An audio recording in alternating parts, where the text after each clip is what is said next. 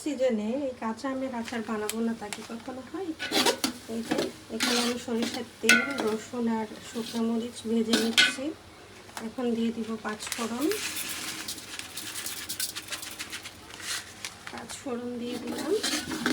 আমি আচারটা বানাবো আখের গুড় দিয়ে, তাই চিনিটা ইউজ করবো না। যতটুকু পারি চিনি, যদি মিষ্টিতে একটু কম হয় তাহলে তখন একটু চিনি দেব। এটা ভালো করে আমি এখন ভেজে নিব। তারপরে এখন দিয়ে দিব আখের গুড়, দিয়ে দিলাম সাথে একটু লবণ আর আখের গুড়। এখন ভালো করে গলিয়ে নিব। শীতল বাবা,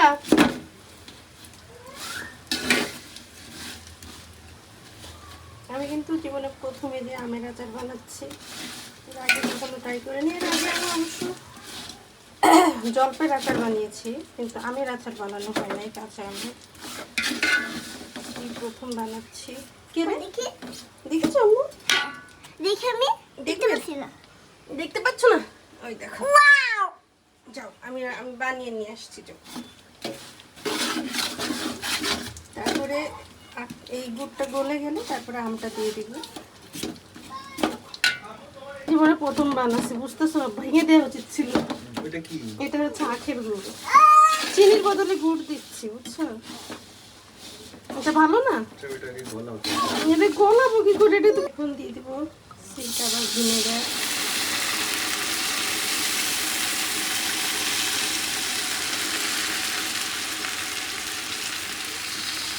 দিয়ে দিলাম হলুদের গুঁড়া আর মরিচের গুঁড়া, যেহেতু একটু ঝাল ঝাল বানাবো তাই হলুদের গুঁড়া আর মরিচের গুঁড়াটা মিক্স করলাম এখানে। ঝাল ঝাল না হলে আচার অবশ্য মজা লাগে না, এই কারণে ঝাল দিলাম। এবার দিয়ে দিব আম, দিয়ে দিয়েছি আম।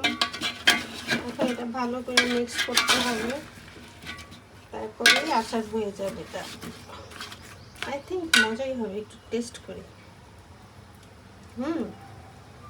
মজা।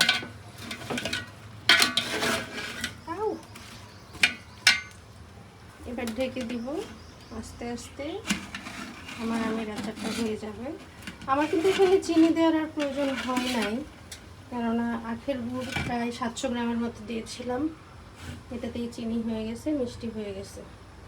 আর আমার আচার হয়ে গেলে তারপরে দেখাবো।